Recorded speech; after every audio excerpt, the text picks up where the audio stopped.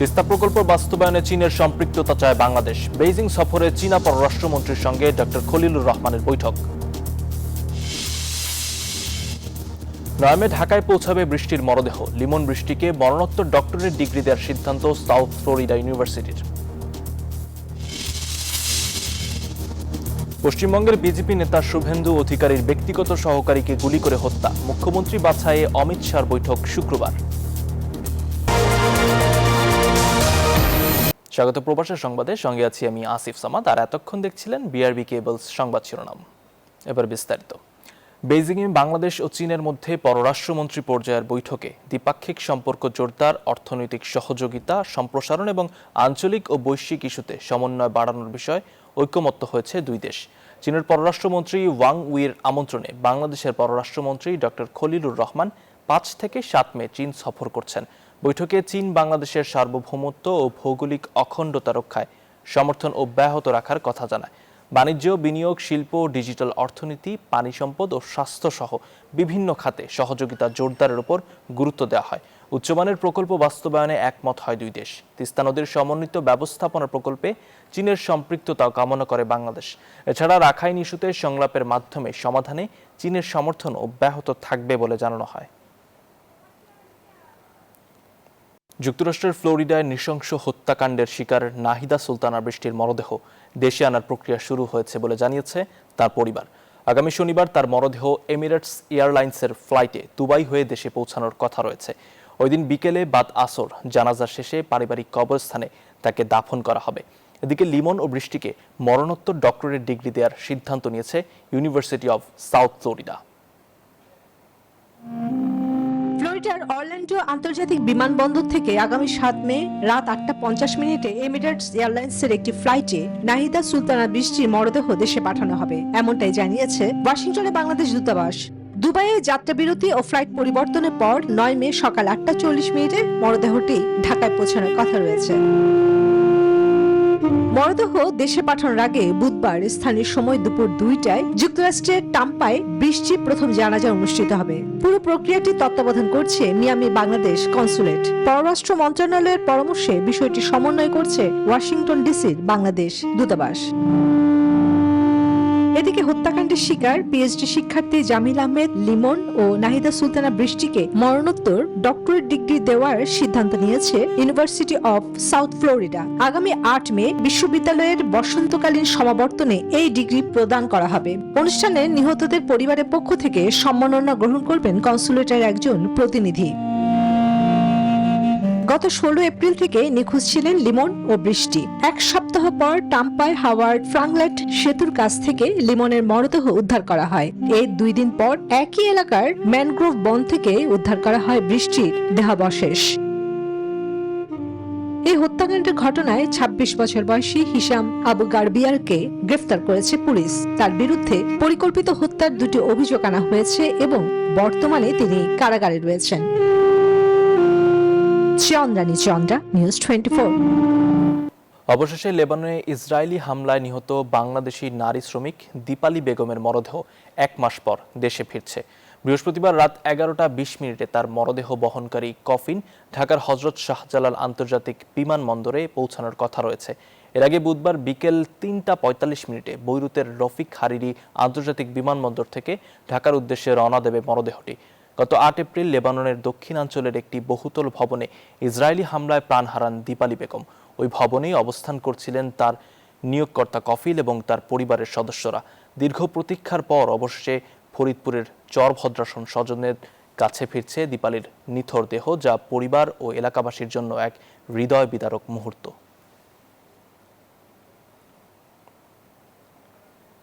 অন্যদিকে পশ্চিমবঙ্গের বিজেপি নেতা শুভেন্দু অধিকারীর ব্যক্তিগত সহকারী চন্দ্রনাথ রথকে গুলি করে হত্যা করেছে দুর্বৃত্তরা। বুধবার রাতে মধ্যম গ্রামের দোহারিয়াতে তার গাড়ি লক্ষ্য করে 4 রাউন্ড গুলি করা হয় বলে জানায় প্রত্যক্ষদর্শীরা। এ সময় তার শরীরে 3টি বুলেট লাগে। হাসপাতালে নিয়ে গেলে কর্তব্যরত চিকিৎসক তাকে মৃত ঘোষণা করেন। তবে এটা রাজনৈতিক কারণে গুলি নাকি তৃণমূল বিজেপির মধ্যে উত্তেজনা তৈরি করার জন্য তৃতীয় কোনো শক্তি গুলি করেছে তা নিয়ে সন্দিহান পুলিশ। তবে 9 তারিখ বিজেপির সরকারের শপথের আগে এমন ঘটনা পশ্চিমবঙ্গে উদ্বেগ বাড়িয়েছে।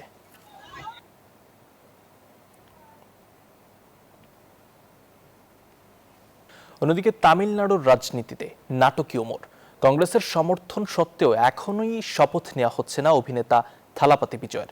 রাজ্যপাল রাজেন্দ্র বিশ্বনাথ আর্লকের ম্যাজিক ফিগার নিয়ে অনিশ্চয়তায় পিছিয়ে গেল শপথ অনুষ্ঠান। দেন দরবার চলছে 118টি আসন নিশ্চিতের। তামিলনাড়ু বিধানসভা নির্বাচনে 108 আসনে চমকপ্রদ সাফল্যের পর সরকার গঠনের ক্ষেত্রে আসন সংকট সমাধানে থালাপতি বিজয়ের দল তামিলাকা ভেট্টি কাজাকাম টিভিকে পাশে দাঁড়িয়েছে কংগ্রেস। তাই সরকার গঠনে অন্য দলের সাথে জোট করতে এই নিয়ে চলছিল নানা ধরনের জল্পনা কল্পনা। জোট হিসেবে থালাপতির শুরুতেই জোর আলোচনায় রয়েছে কংগ্রেস। তারা পেয়েছে 5টি আসন। তবে কংগ্রেসের রয়েছে বেশ কয়েকটি শর্ত। সেই শর্তের একটি হলো হটাতে হবে সংবিধান বিরোধী সাম্প্রদায়িক ভাবমূর্তি সম্পন্ন নেতাদের। এদিকে 7 মে চেন্নাইয়ের জওহরলাল নেহরু ইন্ডোর স্টেডিয়ামে শপথ নেওয়ার কথা থাকলেও তা পিছিয়ে গেছে। অন্যদিকে মিত্রদের খোঁজে বিজয় যোগাযোগ রাখছেন ভিসিকে, সিপিআই এবং সিপিএম এর সঙ্গেও। এছাড়া বিজয়ের সঙ্গে গড়া জোটটি ভবিষ্যতে লোকসভা ও রাজ্যসভা নির্বাচনে একযোগে কাজ করবে বলে আশাবাদী কংগ্রেস। চন্দ্রানী চন্দ্রা, নিউজ 24। পবিত্র হজ পালনের উদ্দেশ্যে সৌদি আরবে পাড়ি জমাচ্ছেন বাংলাদেশিরা। 5 মে পর্যন্ত মক্কা ও মদিনায় পৌঁছেছেন 47,040 জন হজযাত্রী। এর মধ্যে সরকারি ব্যবস্থাপনায় 4,071 জন এবং বেসরকারিভাবে গেছেন 42,969 জন। মোট 120টি ফ্লাইটের মধ্যে বিমান বাংলাদেশ 55টি, সৌদি এয়ারলাইন্স 44টি এবং ফ্লাইনাস পরিচালনা করেছে 21টি ফ্লাইট। পৌঁছানোর পর আল্লাহর নৈকট্য লাভের পাশাপাশি সব ধরনের প্রস্তুতি নিচ্ছেন তারা। এখন পর্যন্ত হজযাত্রীদের 14,039টি চিকিৎসা এবং 11,462 আইটি সেবা দেওয়া হয়েছে। এদিকে সৌদি আরবে এখন পর্যন্ত 8 জন বাংলাদেশি পুরুষ ও 2 জন নারী হজযাত্রী মারা গেছেন।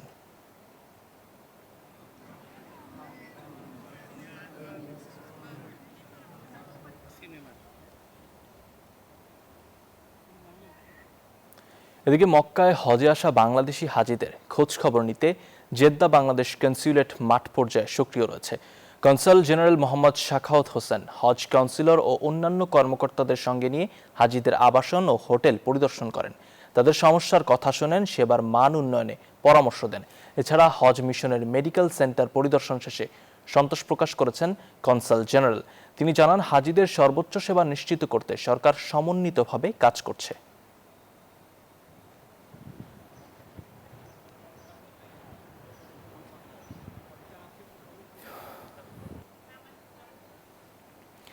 অন্যদিকে বাংলাদেশের সাথে মুক্ত বাণিজ্য চুক্তি নিয়ে আলোচনায় আগ্রহী ইউরোপীয় ইউনিয়ন। তবে এলডিসি পরবর্তী বাংলাদেশের বিনিয়োগের সার্বিক পরিকল্পনা সম্পর্কে জানতে চায় তারা। বুধবার রাজধানীর একটি হোটেল বাংলাদেশের তৈরি পোশাক শিল্পের টেকসই রূপান্তর ও সার্কুলার ইকোনমি বিষয়ক সেমিনারে এমন কথা জানিয়েছেন বাংলাদেশে নিযুক্ত ইইউ রাষ্ট্রদূত মাইকেল মিলার। একই অনুষ্ঠানে বাণিজ্য মন্ত্রী বলেন, এলডিসি গ্র্যাজুয়েশন পরবর্তী চ্যালেঞ্জ মোকাবেলায় মেশিনারিজ আমদানি খরচ কমাতে চায় সরকার। গতি বাড়ানো হবে চট্টগ্রাম বন্দরে, কার্যকর হবে ওয়ান স্টপ সার্ভিসও। We are thinking dynamically about our relationship. Indeed, a little more than 1 week ago, we finalized negotiations on a new partnership and cooperation agreement between Bangladesh and the EU, passing a new milestone. And the ambition here, ladies and gentlemen, is to map out a dynamic, digital, green and globally connected future working together. We are going to make this territory investable. How? The first emphasis we are going to put on cut down on the logistic costs. প্রশাসনের কর্মকর্তাদের নির্ভয়ে জনগণের কল্যাণে নিরপেক্ষভাবে কাজ করার নির্দেশ দিয়েছেন প্রধানমন্ত্রী তারেক রহমান। চীন মৈত্রী সম্মেলন কেন্দ্রে অ্যাডমিনিস্ট্রেটিভ সার্ভিস অ্যাসোসিয়েশনের বার্ষিক সম্মেলনে তিনি ইশতেহার বাস্তবায়নে উদ্যোগী হবার আহ্বান জানান। বলেন, প্রশাসনকে জনমুখী করে গড়ে তুলতে হবে। সচিবালয়ে দাপ্তরিক কাজ শেষে রাজধানীর চীন মৈত্রী সম্মেলন কেন্দ্রের উদ্দেশ্যে রওনা হন প্রধানমন্ত্রী। ব্যতিক্রমীভাবে তিনিই ছিলেন গাড়ির চালকের আসনে, পাশের আসনে স্ত্রী ডাক্তার জুবাইদা রহমান। বৃষ্টিস্নাত সন্ধ্যায় রাজপথে প্রধানমন্ত্রীকে গাড়ি চালাতে দেখে নগরবাসীর অনেকেই বিস্মিত। তাদের উদ্দেশ্যে প্রধানমন্ত্রীকে হাত নেড়ে শুভেচ্ছা জানাতেও দেখা যায়। সম্মেলন কেন্দ্রে আগে থেকে উপস্থিত সারা দেশের জেলা প্রশাসক ও বিভাগীয় কমিশনাররা। বেশ কয়েকজন মন্ত্রী, প্রতিমন্ত্রীর পাশাপাশি উপস্থিত ছিলেন 3 বাহিনীর প্রধানগণ। বিএনপির যে ইশতেহারে জনগণ সমর্থন জানিয়েছে তা এখন সরকারের ইশতেহার, তাই এসব অঙ্গীকার বাস্তবায়নের প্রধান দায়িত্ব প্রশাসনের উপরই বর্তায়। বর্তমান গণতান্ত্রিক সরকার জনগণের সকল যৌক্তিক প্রত্যাশা সাধ্যমতন পূরণ করতে বদ্ধপরিকর। বিভাগীয় কমিশনার এবং জেলা প্রশাসক বৃন্দ সহ প্রশাসনকে জনমুখী করে গড়ে তুলতেই হবে আমাদের। সেই কাজটি আপনাদের ভূমিকার উপরে প্রায় পুরোপুরি নির্ভর করে। আমাদের সরকার এমন একটি জনমুখী সরকার প্রশাসন চায়, যেখানে সরকারি দপ্তরে সাধারণ মানুষ সম্মানের সাথে দ্রুত, স্বচ্ছ এবং হয়রানি মুক্তভাবে সেবা পাবে। এই বিষয়টি আপনারা নিশ্চিত করতে সক্ষম। দেশ এবং জনগণের কল্যাণে প্রশাসনিক কর্মকর্তাদের নির্ভয়ে ও নিরপেক্ষভাবে কাজ করার নির্দেশনা দেন তিনি। সম্মানিত জেলা প্রশাসক, কমিশনারবৃন্দ, সম্মানিত সকল প্রশাসনিক কর্মকর্তাবৃন্দ, দেশ এবং জনগণের কল্যাণে আপনারা নির্ভয়, নিরপেক্ষভাবে কাজ করুন। সরকার আপনাদের যে কোনো আইনগত এবং মানবিক উদ্যোগে সক্রিয় সহায়তা দেবে ইনশাআল্লাহ। পরে প্রধানমন্ত্রী অতিথিদের সাথে নৈশভোজে অংশ নেন। রাশেদ জায়খান, নিউজ 24, ঢাকা। আগামী জুন মাসের মধ্যে মাঠ পর্যায়ে থাকা সব সেনা সদস্যকে ব্যারাকে ফিরিয়ে নেওয়া হবে। মঙ্গলবার আইন শৃঙ্খলা সংক্রান্ত কোর কমিটির সভায় এ সিদ্ধান্ত হয়। সভায় সভাপতিত্ব করেন স্বরাষ্ট্রমন্ত্রী সালাহউদ্দিন আহমদ।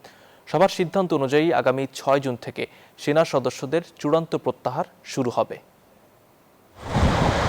2024-এর 19 জুলাই উত্তাল সময় সামাল দিতে কারফিউ জারি করে আওয়ামী সরকার। মাঠে নামে সেনাবাহিনী। এরপর দিন মাস পেরিয়ে অন্তর্বর্তী সরকারের পুরোটা সময় জুড়েই মাঠে ছিলেন তারা। 12 ফেব্রুয়ারির নির্বাচনেও পরিস্থিতি নিয়ন্ত্রণে গুরুত্বপূর্ণ ভূমিকা রাখে বাংলাদেশ সেনাবাহিনী। ভোটের আগে সেনাপ্রধান জেনারেল ওয়াকারুজ্জামান বলেছিলেন, নবনির্বাচিত সরকার দায়িত্ব গ্রহণ করলে সেনাবাহিনী ব্যারাকে ফিরে যাবে। গত মাসের 28 তারিখ কোস্টগার্ডের এক অনুষ্ঠানেও সেনাবাহিনীর ব্যারাকে ফেরার ইঙ্গিত দিয়েছিলেন স্বরাষ্ট্রমন্ত্রী। বলেছিলেন, দেশের বিদ্যমান আইন অনুসারে সরকারের চাহিদা অনুযায়ী সেনাবাহিনী মাঠে আছে, তবে পর্যায়ক্রমে তা তুলে নেওয়া হবে। বর্তমানে বাংলাদেশে সেগুলোর এক্সিস্টেন্স নেই। অবশেষে এলো সিদ্ধান্ত, আগামী 6 জুন থেকে সেনা সদস্যদের চূড়ান্ত প্রত্যাহার শুরু হবে। আইন শৃঙ্খলা সংক্রান্ত কোর কমিটির সভায় এমন সিদ্ধান্ত হয়।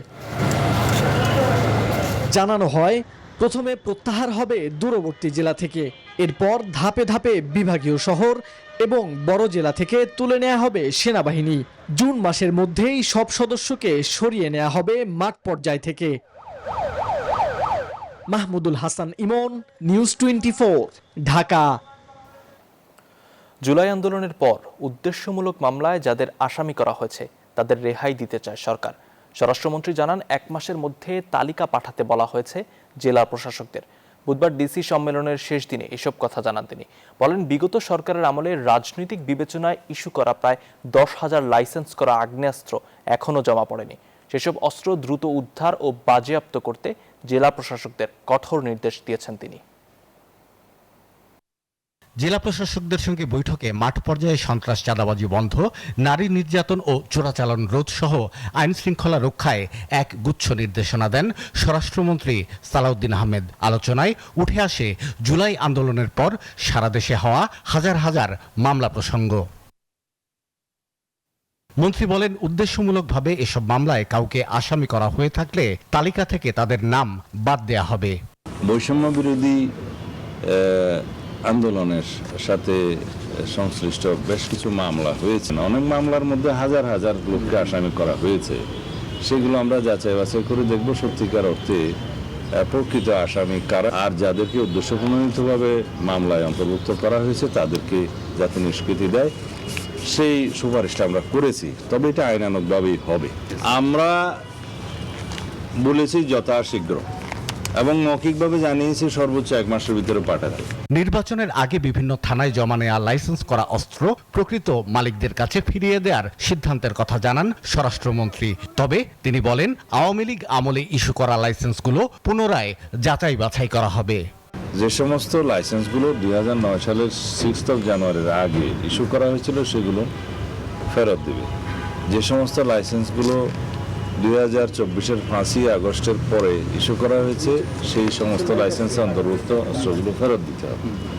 পশ্চিমবঙ্গে নির্বাচনের পর বাংলাদেশে পুশ ইন নিয়ে কোনো শঙ্কা নেই বলেও জানান স্বরাষ্ট্রমন্ত্রী। সেই রকমের সম্ভাবনা দেখি না, যদি হয় যাতে অ্যাড্রেস করতে পারে। শাহ আলী জয়, নিউজ 24, ঢাকা। অভিবাসী অধিকার, বৈশ্বিক সহযোগিতা জোরদার ও প্রবাসীদের নিরাপত্তা নিশ্চিতে সবাইকে এগিয়ে আসার আহ্বান জানিয়েছেন প্রবাসী কল্যাণ ও বৈদেশিক কর্মসংস্থান মন্ত্রী আরিফুল হক চৌধুরী। বুধবার নিউ ইয়র্কে জাতিসংঘ সদর দপ্তরে অনুষ্ঠিত ইন্টারন্যাশনাল মাইগ্রেশন রিভিউ ফোরামের multi stakeholder round table 4-এর সহসভাপতির বক্তব্যে তিনি এ আহ্বান জানান। Ensuring stronger safeguard for privacy and human rights, enhancing national statistical capacities, improving interoperability across agencies, and promoting internationally comparable standards are vital. স্বরাষ্ট্রমন্ত্রী সালাহুদ্দিন আহমদের সঙ্গে সৌজন্য সাক্ষাৎ করেছেন বাংলাদেশে নিযুক্ত অস্ট্রেলিয়ার হাই কমিশনার সুসান রাইল। বুধবার বিকেলে সচিবালয়ে সাক্ষাৎ অনুষ্ঠিত হয়। এ সময় বৈঠকে দুই দেশের নিরাপত্তা পরিস্থিতি, অনিয়মিত অভিবাসন রোধ, রোহিঙ্গা সংকট ও পুলিশের দক্ষতা বৃদ্ধি সহ পারস্পরিক স্বার্থ সংশ্লিষ্ট বিভিন্ন বিষয় বিস্তারিত আলোচনা হয়। এছাড়া বৈঠকে স্বরাষ্ট্রমন্ত্রী দেশের বর্তমান আইন শৃঙ্খলা পরিস্থিতি সম্পর্কে হাই কমিশনারকে অবহিত করেন। হাওরের পানিতে ডুবে পড়ছে ধান, যতটুকু বাঁচাতে পেরেছেন তাও বেচছেন স্বল্প দামে। এ অবস্থায় স্থানীয় চাষিরা বলছেন, সরকারি খাতায় জমির মালিকই কৃষক, তাই হাওরের 70% বর্গা চাষি জানেন না ভাগ্যে কি আছে। প্রশাসন তালিকা করছে ক্ষতিগ্রস্তদের। তবে স্থানীয়দের প্রশ্ন, প্রণোদনা কে পাবে, জমির মালিক নাকি বর্গা চাষি? শেখ সিরাজুল ইসলাম সিরাজের পাঠানো তথ্য ও চিত্রে ডেস্ক রিপোর্ট। হাওরে পানি বাড়ছে, কোথাও তলিয়েছে ধান গাছ, তো কোথাও গলা পানি। তাই বাধ্য হয়ে নৌকা নিয়ে ধানের আগা কাটছেন মৌলভীবাজার জেলার হাওরের কৃষক। এদিকে ধান কেটে রাখার জায়গাও নেই। কৃষক জানান, চোখের সামনে মরে যাচ্ছে লালিত স্বপ্ন। নিরুপায় হয়ে বছরের একমাত্র ফসল রক্ষার আপ্রাণ চেষ্টা। ভেজা ধান কেটে শুকানো যাচ্ছে না, বিবর্ণ হয়ে গেছে রং। ভেজা ধান নিয়ে দেখা দিয়েছে অনিশ্চয়তা। এরা যে আমরা জমিন করি, মনে করেন তারা তো সবই বিদেশ বাড়িতে আসেন, কিন্তু আমরা যে ক্ষেত করি, ক্ষেতের বিনিময়ে কিছু আমরা পাই না। বাড়ি দুবরা লাগে, ধানও কাটা হয় না, ডুবাই ডুবাই ধানও কাটা যায় না, বড় কষ্টের মাঝে আমরা আছি। কৃষকের অভিযোগ, সরকারি তালিকায় জমির মালিকরাই কৃষক, ভোগ করেন সার, বীজ, ব্যাংক লোন সহ সবই। অথচ ক্ষতিগ্রস্ত হচ্ছেন 70% বর্গা চাষী। পরিবার পরিজন নিয়ে সারা বছর কি খাবেন আর চলবেনই বা কি করে, সেই দুশ্চিন্তায় ভেবে কুল পাচ্ছেন না। আর ঋণের বোঝা তো আছেই। বিশেষ করে কিস্তি লইয়া, ঋণ করিয়া, ঋণগ্রস্ত হইয়া গৃহস্থী করছেন। এরা তো বেশি মাইর খাইছে, দান করিয়া তো দান উঠাইতে পারছে না, ক্ষেত সব গেছে কি ভানিয়ে তলিয়ে নিচে গিয়া পারে। তো ধান কাটাইলাম, যদি নাও দিয়ে আনাইলাম, নাও তো প্রচুর টাকা লাগি যায়। এদিকে ক্ষতিগ্রস্তদের সহায়তা দিতে তালিকার কাজ চলছে বলে জানায় জেলা প্রশাসন ও কৃষি বিভাগ। তবে স্পষ্ট নয় কে থাকছে সে তালিকায়, জমির মালিক না বর্গা চাষী। অফিসার এবং কৃষি অফিসাররা সমন্বিতভাবে কাজ করছেন। যদি কোনো তথ্যের গ্যাপ থাকে তাহলে সেটা আমরা অবশ্যই রিকভার করার চেষ্টা করব। দান কিংবা অনুদান নয়, ন্যায্য অধিকার ও নিরাপদে ফসল ফলানো সহ ঘরে তোলার নিশ্চয়তা চান হাওরের কৃষকরা। Desk report, news 24। সাফ নারী চ্যাম্পিয়নশিপে হ্যাট্রিক শিরোপার লক্ষ্য নিয়ে মাঠে নামতে চায় বাংলাদেশ সাফ নারী ফুটবল দল। প্রস্তুতির অংশ হিসেবে আজ থাইল্যান্ডের উদ্দেশ্যে রওনা দিবে লাল সবুজের প্রতিনিধিরা। এদিকে আফিদা খন্দকারকে অধিনায়ক করে সাফ উইমেন্স চ্যাম্পিয়নশিপের দল ঘোষণা করেছে বাফুফে। টানা 2বারের চ্যাম্পিয়ন বাংলাদেশ, এবার তারা মাঠে নামছে হ্যাট্রিক শিরোপার লক্ষ্য নিয়ে। এই টুর্নামেন্টকে সামনে রেখে জোর প্রস্তুতি নিয়েছে বাংলাদেশ ফুটবল ফেডারেশন। আগামীকাল ফাইনাল ট্রেনিং এর জন্য থাইল্যান্ডের উদ্দেশ্যে রওনা দেবে বাংলাদেশ সাফ নারী ফুটবল দল, যেখানে 2 সপ্তাহের ট্রেনিং ক্যাম্প ও 2টি প্রস্তুতি ম্যাচ খেলবে তারা। আগামীকাল থাইল্যান্ডের উদ্দেশ্যে রওনা হবে। থাইল্যান্ডে একটা 15 দিনের ট্রেনিং ক্যাম্প করবে এবং থাইল্যান্ডের প্রিমিয়ার লিগের ক্লাব অর্থাৎ টায়ার 1 লিগের ক্লাবের 2টা ক্লাবের সাথে আমরা 2টা প্র্যাকটিস ম্যাচ খেলবো। ক্লাব দুটো হচ্ছে একটা 10 তারিখে আমরা যে প্র্যাকটিস ম্যাচটা খেলবো সেটা হচ্ছে কাসিম গন্দিত এফসি, আর 17 তারিখে আরেকটা ম্যাচ খেলবো সেটা হচ্ছে ব্যাংকক স্পোর্টস স্কুল এফসি। তবে এবারের দলে মিডফিল্ডার স্বপ্নরানী ও মুনকি আক্তার বাদ পড়েছেন। দলের নতুন মুখ হিসেবে যুক্ত হয়েছে মৌমিতা ও Arpita. We are a team which has a goal. We've got attacking players, and I really want those girls to go out there and express themselves and play with imagination and creativity. এদিকে নবাগত ও অভিজ্ঞদের মিশেলে তৃতীয় শিরোপা ঘরে তোলার দিকেই মনোযোগ আফিদা খন্দকারের। আমরা অবশ্যই চেষ্টা করব এই সুযোগগুলো কাজে লাগিয়ে ভালো খেলার, এবং যেহেতু হ্যাট্রিক চ্যাম্পিয়নের সুযোগ, ইনশাল্লাহ আমরা যেন চ্যাম্পিয়ন হতে পারি। এই পরিবর্তনের মধ্যেও সুইডেন প্রবাসী আনিকা রানিয়া সিদ্দিকী দলে যুক্ত হয়েছেন। তরুণ ও নতুনদের সমন্বয়ে গড়া এই দলকে নিয়ে এই শিরোপা ধরে রাখার মিশনে 28শে মে মাঠে নামবে বাংলাদেশ। মাহাদি ইমরান, নিউজ 24, ঢাকা। এই ছিল প্রবাসের সংবাদে। আরও সংবাদ ও বিশ্লেষণ জানতে ভিজিট করুন news24bd.tv। আর এতক্ষণ সঙ্গে থাকার জন্য ধন্যবাদ।